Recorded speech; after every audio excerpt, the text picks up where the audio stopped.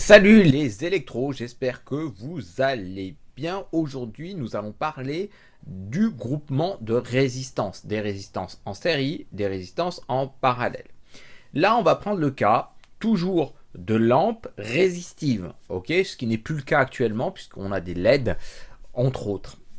Eh bien, une lampe résistive R est alimentée en série ou en parallèle pour le cas de notre exercice et en courant continu. Là, on a le texte avec les lampes.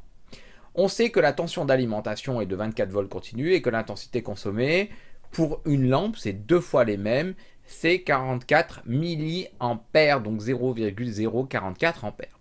Dessinez le schéma des lampes en série, puis trouver RER équivalent, puis on cherchera R E en dérivation. Alors commençons ici par les lampes en série dans cet exercice, tout simplement. Alors, je vais prendre mon petit stylet et je vais vous le dessiner très rapidement. Voilà, ça ne sera pas bien clair parce qu'avec ma souris, c'est pas toujours évident. Mais là, on aura bien deux résistances en série qu'on vous demande à chaque fois de dessiner. Donc, c'est pas ces résistances qu'on vous demande de dessiner, de bien toujours dessiner. U, la tension, générateur, I ici, donc on aura I ici, on aura U ici, et on aura une tension dans ce sens-là et une tension dans ce sens-là. On aura UL1 des indices et UL2 deuxième indice. Ok, c'est super, mais qu'est-ce qu'on sait? On sait que ici on a 24 volts, donc tout de suite, je note le 24 volts ici. En courant continu, donc il y a un plus et un moins. Ensuite, chaque lampe consomme 0,44 ampères. Donc I, là on n'a pas de nœud, donc I égale 0,044 ampères. Super. Et bien on veut trouver quand même RE. Alors le problème c'est qu'on ne connaît pas R. Par contre on peut faire la loi d'Ohm, U égale R fois I, sachant que U est égal à 24 volts, ok. Donc sur U général, mais le R qui est ici, est bien égal à R1 plus R2 fois le I, donc ça on peut l'avoir 0,44 ampères. Ok, super. Moi j'ai appris mes formules par cœur, donc je sais que ici on a 24 volts, on a l'intensité ici, on a deux fois les mêmes lampes, donc le 24 va se diviser en 2. Donc je vais pouvoir écrire que 12 volts, on est d'accord, est égal à R1 ou RL1 fois le I général. Et à partir de là, on va pouvoir trouver la valeur RL1 est égal à 12 divisé par 0,044. Ok, et là, on va trouver une valeur en ohm que je vous laisserai calculer d'ailleurs. Vous me mettrez en commentaire juste en dessous de façon à ce que je sois sûr que vous suivez bien ce cours-là des résistances série et parallèle. Donc RL1 et on fait la même chose pour RL2 et on va pouvoir noter donc ici que la résistance totale ici RE, donc pareil je prends mon stylet que RE est égal à RL1 plus RL2. Voilà, on a fait notre affaire de la résistance en série. Mais la résistance en parallèle, c'est bien différent. Pourquoi? Parce que c'est en parallèle. Donc, c'est différent. Donc, pareil, je dessine je fais toujours un petit bout de schéma. Plus, moins. Alors, je vais vous épargner les trucs bien précis. Hop, hop, hop.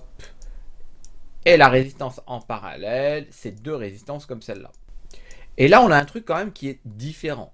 Tout à l'heure, on n'avait pas de nœud, mais là, on a un nœud. Donc, on aura bien I. Et là, on aura bien I1. Et de l'autre côté, on aura bien I2. Donc là, déjà, de fait, c'est différent. Là, on a deux résistances en... Alors, du coup, bien sûr, les tensions. Hop, hop, hop. Alors, c'est pas facile avec ma souris. Je galère, je vous l'avoue. Mais bon, ce qui est intéressant, c'est ce qu'on va retenir ici. Alors, ici, on voit bien que là, il y a un nœud que j'appelle A. Donc, I est égal à I1 plus... Ça doit être rigolo parce que vous devez entendre les clics-clics. I est égal à I1 plus I2. Donc forcément, les résistances ne sont pas pareilles.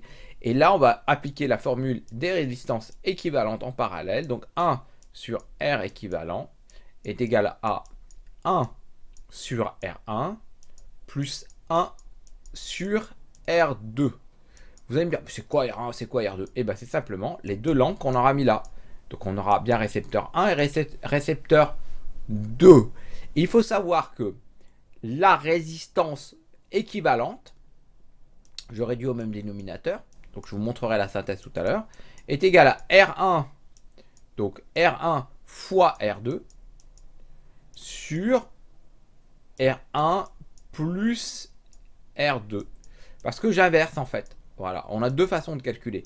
Et que la résistance équivalente, celle-là, est égale à une plus petite valeur que la plus petite des résistances que nous avons.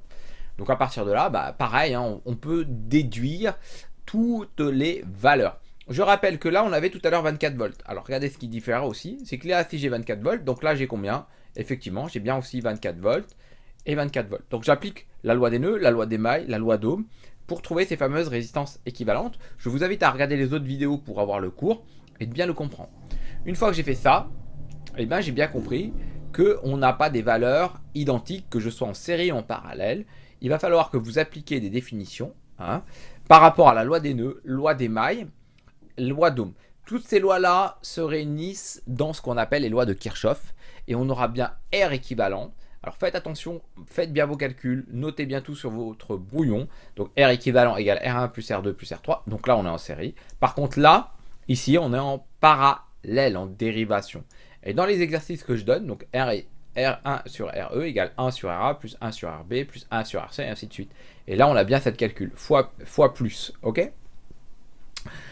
Donc, vous devez trouver un petit moyen mnémotechnique. Quand j'ai mal au foie, je vois la vie moins bien. Donc le plus est en bas, puisque le foie est en haut et voilà, c'est peut-être un moyen mnémotechnique comme ça. J'aime bien aller travailler sur les moyens mnémotechniques pour apprendre les formules avec mes élèves.